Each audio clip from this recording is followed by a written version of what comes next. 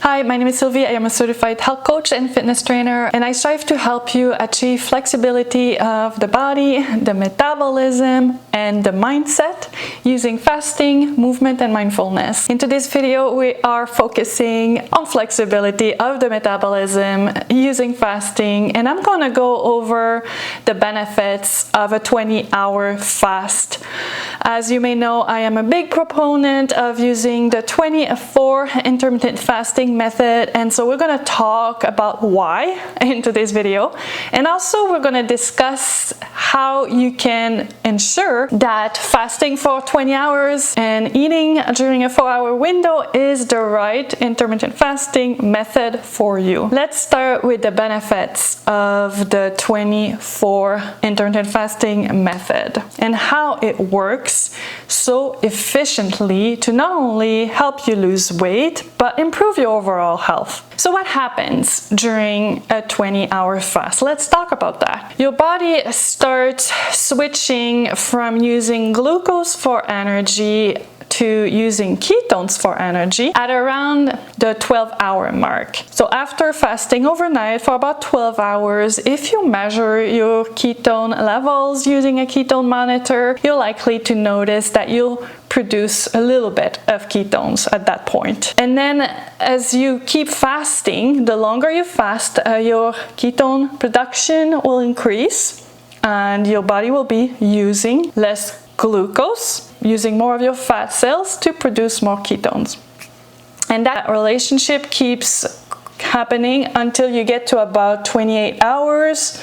At that point, your body is relying slowly on ketones for energy. And so that increase in ketone production is definitely a benefit of a 20-hour fast, because when you fast for, say, 16 hours, your body is not producing as much ketones and is relying more on glucose for energy, so you're not benefiting as much of the appetite suppressing effect of your body using ketones for energy, and also all the other benefits like improved mood and improved energy levels. So once you find out where that sweet spot is for you, for many of us, that crossroad where your body starts producing more fat cells and using less glucose for energy, that optimal weight loss ketosis happens at around the 16-hour mark.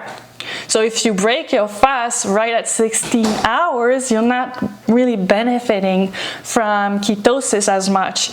And however, if you fast for 20 hours, then you'll benefit from your body using ketones for energy for a longer time, at least 2-3 hours most likely. And if you measure your ketones, which I recommend you start doing if you want to use intermittent fasting for weight loss, it's really helpful just to see what your body is doing whenever you're fasting.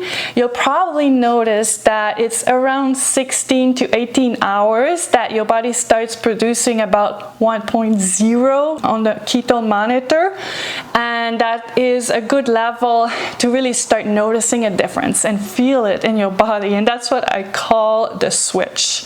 It's the metabolic switch. Next, another benefit is that your insulin production decreases. As your ketone production increases, your insulin production decreases. That is really great to improve your insulin sensitivity, to reduce food cravings and feel a lot better. It will reduce your inflammation levels as well. And then there's autophagy. The longer you fast, the more autophagy, which means that your body is healing itself and replacing old or redundant cells with new ones. And that is definitely a huge benefit of fasting for 20 hours as opposed to like 16 hours. And another great benefit is increased fat loss. As you fast longer and your body is using more of those fat cells to produce energy in the form of ketones, well, not only you're losing fat because your body is using those fat cells, but also you gain more of those benefits of the ketone production that will decrease your appetite. And of course, it's harder to eat too much when your fasting window is shorter. Another great benefit of a 20-hour fast is better sleep and increased energy. Of course, if you sleep better, your energy level is gonna be better. But something I've really noticed, and I've also heard some of my clients mention that fasting helps them sleep better. Sometimes that doesn't happen right away. I've also had clients who were not getting great sleep when they were on a fasting mimicking diet, for example, but that is temporary until your body adjusts to this stress that it has to overcome. But I find that if I start sleeping poorly, which is a common perimenopause drawback, I notice that if I fast longer one day, then my sleep improves. And I've heard that from other people as well. Now, how do you go about using the warrior diet or the 24 intermittent fasting method? Well, it's simple. You don't eat for 20 hours and then you eat for 4 hours. But there's a few guidelines that I can provide to help you implement that. So during your fasting window, you can't eat, obviously.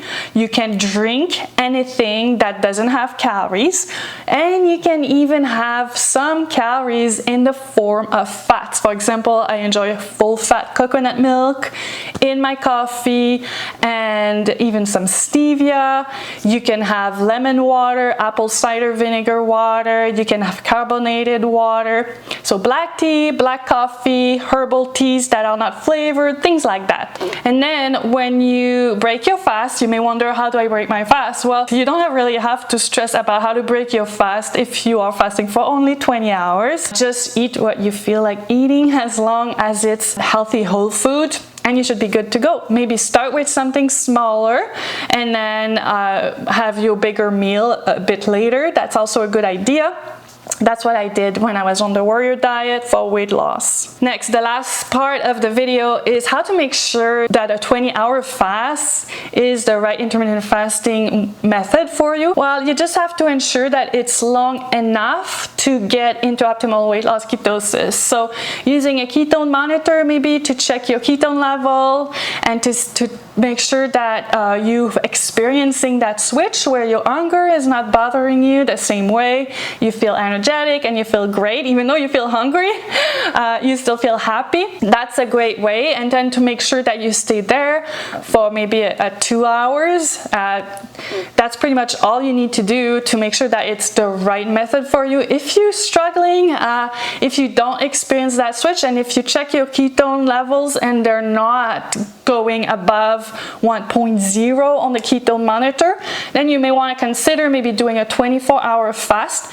But one thing to keep in mind is that if you fast longer, fast less frequently. I don't recommend that you fast for 20 hours more than 5 days a week, and I don't recommend that you fast for 24 hours more than 3 days a week. So that's something to keep in mind.